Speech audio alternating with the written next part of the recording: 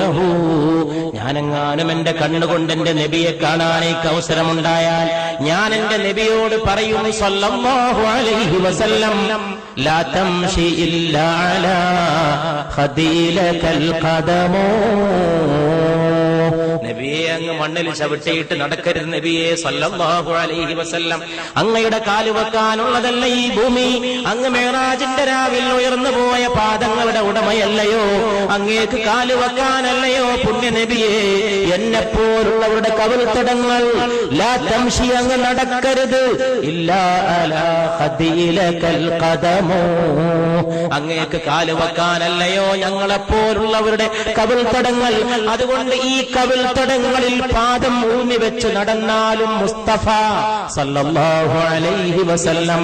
അതുകൊണ്ട് പ്രിയപ്പെട്ടവരെ, ആകാശത്തിന് താഴെ ഇമ്പത്തോടെ പിടിച്ചു നിൽക്കാനും മുന്നോട്ട് പോകാനും